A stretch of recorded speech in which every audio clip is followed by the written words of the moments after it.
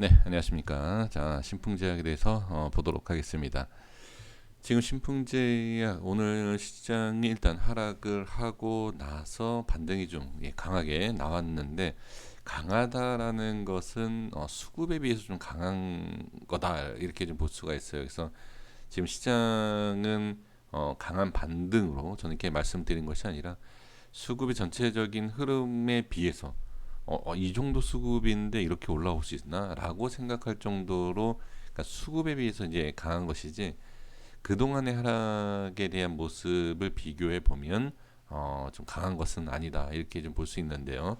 그러니까 지금 시장이 하락을 할 때 이제 시장 말씀드린 이유가 뭐냐면, 시장이 하락을 하고 나서 같이 좀 올라와 줄 수 있는 그런 모습을 좀 기대를 했는데, 지금 모습이 반대였죠.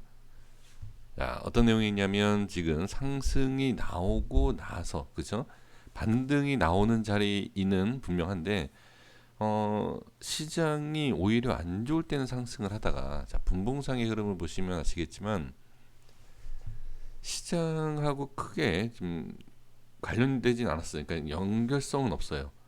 근데 시장이 오히려 좀 좋아지니까 좀 빠졌다라는, 그러니까 이건 모습, 그러니까 이런 모습을 봤을 때는 그러니까 단기적인 저점에 대한 매수와 익절로 이제 봐야 되는 그런 상황이다 이렇게 좀 보셔야 됩니다. 그래서 오늘 흐름으로 봤을 때는 이 신풍제약의 좀 단간 신풍제약만 봤을 때는 좋은 모습은 아니죠. 좋은 모습은 분명히 아닙니다. 그래서 단타에 대한 물량과 그리고 저항에 대한 부분이 좀 영향이 있지 않았나 이렇게 좀 볼 수 있어요. 자, 그러면 일봉상의 흐름을 좀 말씀을 드려보면, 이 밑에 색칠한 부분을 보시면 6만 원대를 일단 진입을 했어요. 그럼 이 안에서 이제 어떤 위치든 이 안에서 이제 반등이 나와야 된다라는 것, 이 부분이 좀 가장 중요한데, 일단 오늘은 반등이 나왔어요. 반등이 나왔지만 지금 이 신풍제약의 흐름을 보시면, 자, 제가 이제 지지와 저항에 대한 라인을 다 이렇게 설정을 지금 해드리고 있잖아요.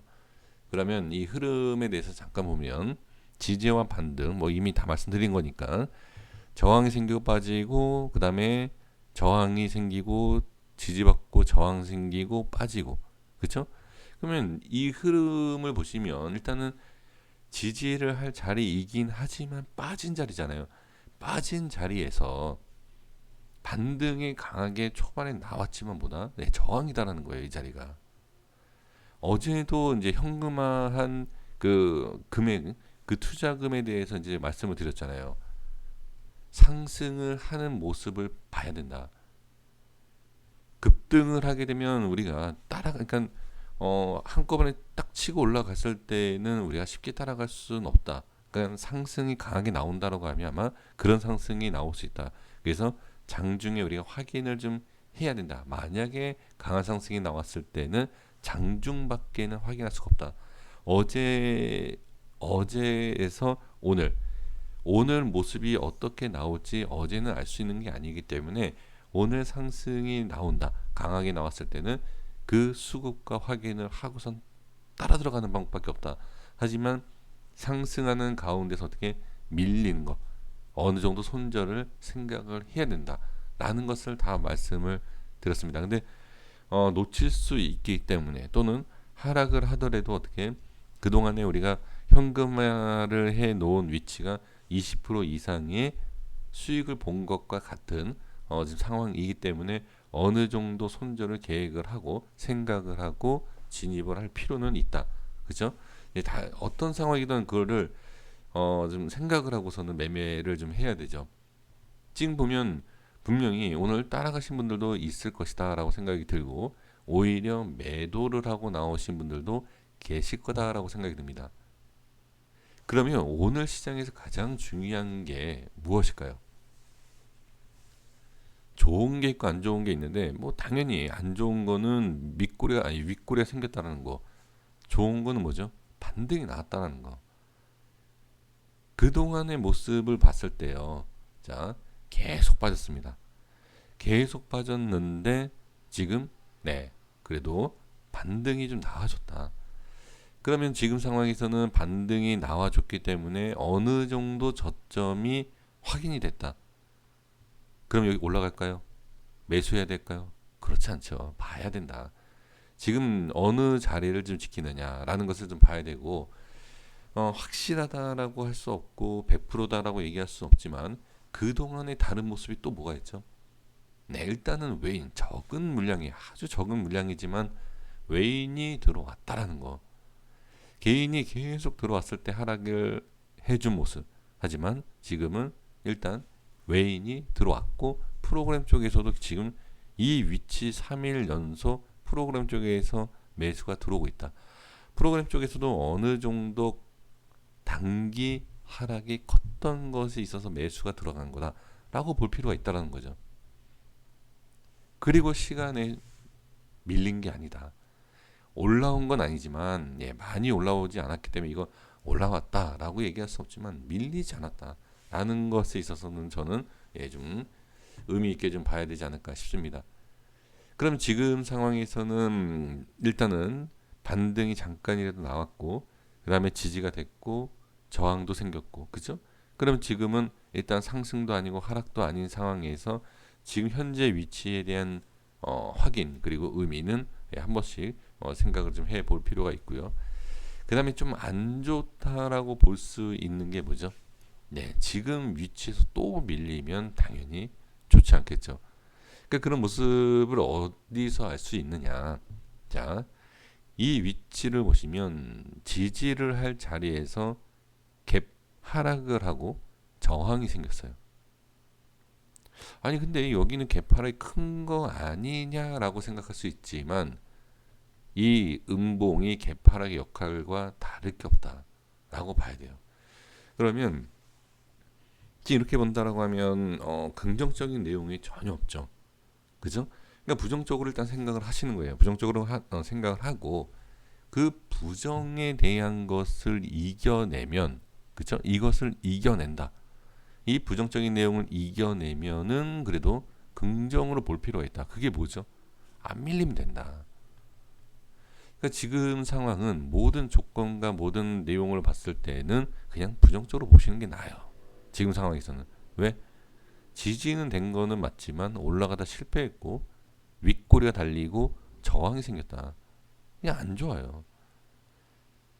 분명히 다른 거는 있지만 다른 건 있지만 그렇다고 해서 자 외인이 들어왔습니다.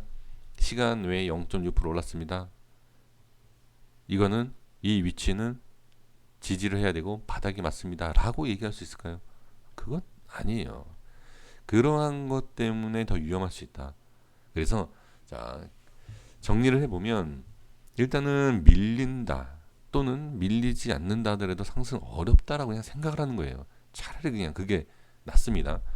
그러면 좀 조심할 수 있고 현금에 대한 것을 우리가 확보를 해놓은 것을 그냥 아무 자리에서 이전에 계속 힘들어하셨잖아요. 이 현금 비중을 너무 많이 실어서 하락이 너무 컸다, 손실이 너무 컸다라는 안 좋은 한 번의 경험이 있는 종목이지 않습니까? 그러면 조금 주의할 필요가 분명히 있다. 제가 신풍제약에 있어서 이렇게 하는 이유가 단순히 영상을 올리는 게 목적이 아니에요. 이전에도 말씀드린 것처럼 이메일을 통해서 계좌도 보여주시고 그리고 한 명, 두 명이 아니라 여러 명 제가 그냥 명을 할게요. 분이 아니라 그냥 명으로 하겠습니다. 여러 명이 주셨다라는 거죠. 거기에 있어서 내가 도움이 되는 것 단순히 뭐 영상으로만 하는 것이 아니라 이렇게 한번 해보자라는 것을 갖고서 지금 말씀을 드리고 있지 않습니까? 그럼 지금 상황에서는 자 일단은 저항이 있기 때문에 여기에서 이제 더 중요한 건 뭐냐면 빠지는 거, 그러니까 횡보하는 것까지 우리가 여유 있게 지켜볼 필요가 있어요. 횡보하는 것은 여유 있게 지켜볼 필요가 있고 빠지는 건 당연히 그냥 내버려 둬야죠.